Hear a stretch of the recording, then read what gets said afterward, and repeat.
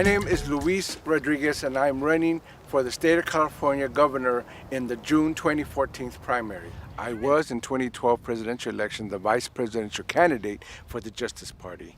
I am very much concerned about what's going on in our state, the richest state in the country, yet we have so many people without jobs, so many people being taken out of their homes, so many people losing their ability to survive in the state. We also have a problem of trying to bring more green and clean environment, including clean jobs for everybody so that we have well communities, healthy communities. And I want to see our prison system completely reformed. We put too many people behind bars, including people who are doing petty crimes or who have done crimes related to drugs that I feel can be dealt with better in diversionary programs and treatment programs and other alternatives. It's time that we all got together and created a new California. Please join with me in this campaign. Thank you.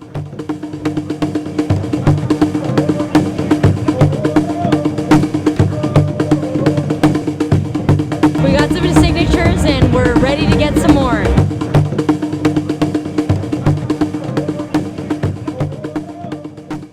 The worst aspect of poverty is the spiritual poverty that accompanies it.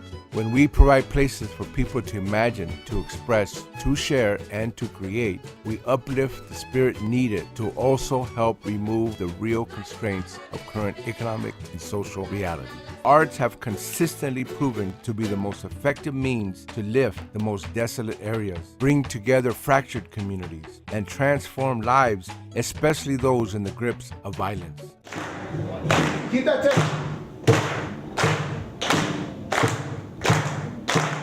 I once met a cat named Louie. I once met a cat named Louie.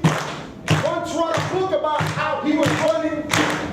Now he's running for governor. That is a very important.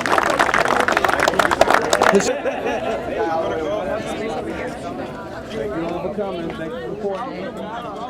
So without further ado, I want to introduce author, poet, community activist, urban peacemaker, revolutionary, and my best friend, Luis J. Rodriguez from Mexico. I'm going to read something, but I'm also going to make statements as I go along. This is a very important historical development, what we're seeing today. As of last Friday, March 7th, I am officially on the June 3rd primary ballot as a candidate for California governor.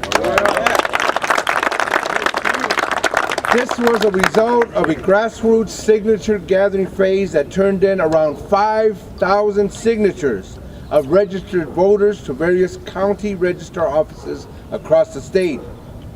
And I want to say that many of those signatures came from Watts, from you. That is a very important. Historic, well, let's say why. First, I am the only Latino candidate who has gotten this far in the 2014 governor's race. I'm the only one that is a former gang member and drug user, although I've been crime-free, gang-free, and drug-free for more than 40 years. I'm the only one that's been an urban peacemaker, helping turn around the lives of troubled youth since my teenage years. I'm the only one that worked in a steel mill, a foundry, in construction, a paper mill, a chemical refinery. I'm the only one that has 15 published books in poetry, children's literature, fiction, nonfiction, including a best-selling memoir that has been credited with saving lives and turning around thousands of young people from the self-destructive paths that seem to be all the current system has to offer. I'm also making this announcement from Watts, a historically important section of LA with more than a 40% poverty rate. I'm here in front of the Watts Towers because they signify what can be created from what some of us might call discarded materials. But look at the beautifulness of it. Look at how you can turn something ugly into something amazing. You look how you can turn things that are broken down and not quite there and lost and fractured and make amazing community. That's what's possible. The point is, there are many Watts across LA, throughout Central Valley cities in California like Fresno, Merced, and Modesto, in the coastal areas like Salinas, and in the Bay Area communities of San Francisco, Oakland, Richmond, just to name a few. California today has close to 24% poverty rate, the worst in the country. And it's wrong, and it shouldn't be that way. I'm making this announcement from Watts because I also have roots here. Although I was born in El Paso, Texas, and spent my first 2 years in Ciudad Juarez, Mexico, we moved to Watts in 1956. I was here in 1976 at age 22 when I ran for the then district-wide LA Unified School Board seat, linking busing for integration and bilingual education. The only candidate from Watts and the only one with a program to unify black, brown, and white for equal quality education for all. 30 years later, I have returned to Watts to announce my candidacy for the state's highest office. I'm challenging the notion that there's not enough for everyone in the state, and the notion that we must balance the budget by unbalancing the lives of California's poor and working class. I'm here because we now have billions in budget surplus, yet neither Governor Brown, nor the Democratic Party, or Republicans, nor any of my opponents from either of these parties has demanded that these cuts be immediately restored. I'm challenging the fact that in the richest state and the world's 8th largest economy, we can end poverty. I say we can. I'm challenging the bloated and failing $8 billion a year prison system with a 70% recidivism rate among recently released prisoners. And I'm proposing instead less cost and much more effective restorative justice practices, healing circles, drug and mental health treatment, jobs training, creativity, and more. As governor, I would declare this and all other similarly impoverished communities to be economic disaster zones, just as if this neighborhood had been hit by a hurricane, and it has been hit with the hurricane of poverty and official neglect. I say my governor's race is the politics of the unexpected. Few expected I'd get this far, without corporate donations or major media, grassroots all the way. This campaign is also about the art of the possible. Please join with me and the residents of Watts, as well as the poor and working class throughout the state, to imagine a new California, then study, plan, and organize to make this happen. It's time to make our own history, that we had healthy, whole, and thriving communities everywhere. It's time to put the power back in our hands. Thank you, and I'm happy to take any questions from any of you.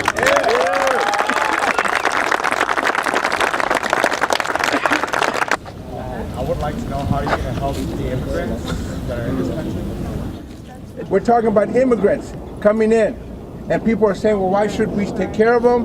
Why are they here? But I would say that this is a global problem. It is not just a problem in the United States.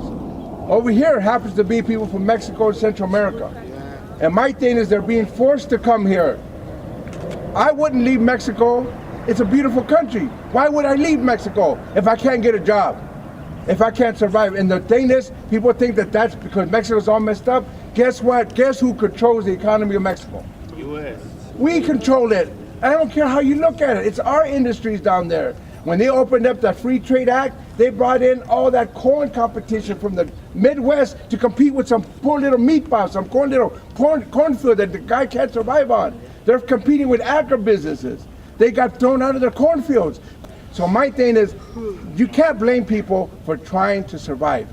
If they come to this country, then I would treat them like everybody else. They should have the same benefits and help as anybody else. They should not be being punished for not having their papers. It is not a terrible crime, it's a status crime, you understand? The first immigrants came from Ireland, from the poorest parts of Europe, because they needed to survive. And they were treated badly too, and it was wrong then, and it's wrong now. So I would say we treat everybody that lives here the same. We all belong here. Somehow we all ended up here. And some people got here, as you know, with no immigration. Some people got here through slave ships. And yet we're all here. Now we got to work together. Now we got a vision together. Now we got to dream together. And now we got to make this a better place for everybody. So that will be my thing. I would help any immigrant to make sure that they can be part of this country, be incorporated, and get the same benefits as anybody else.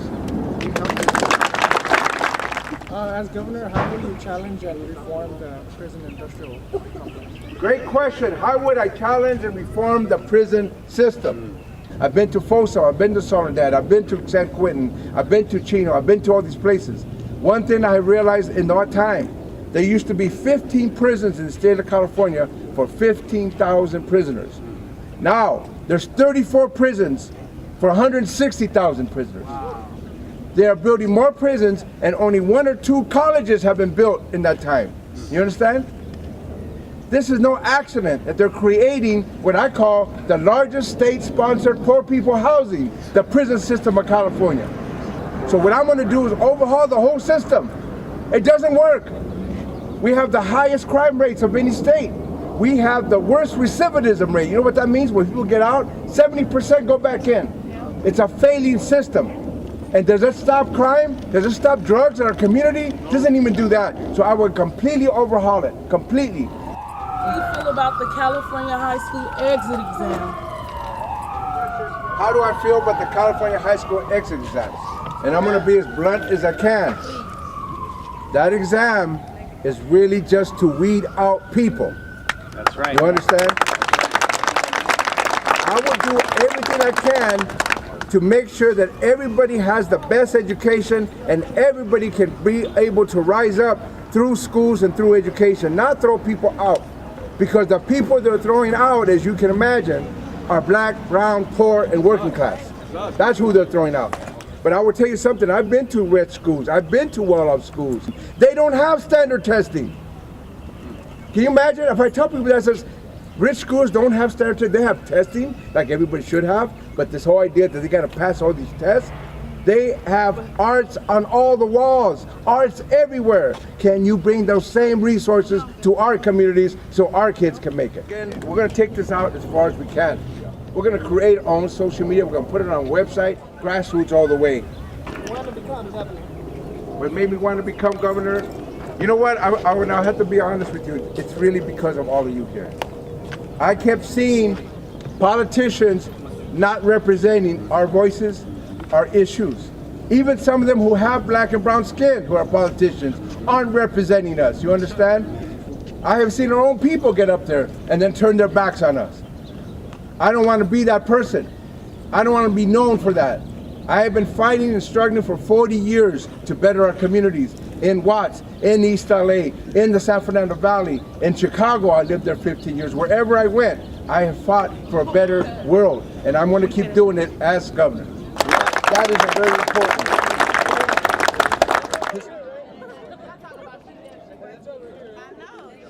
I know, because she be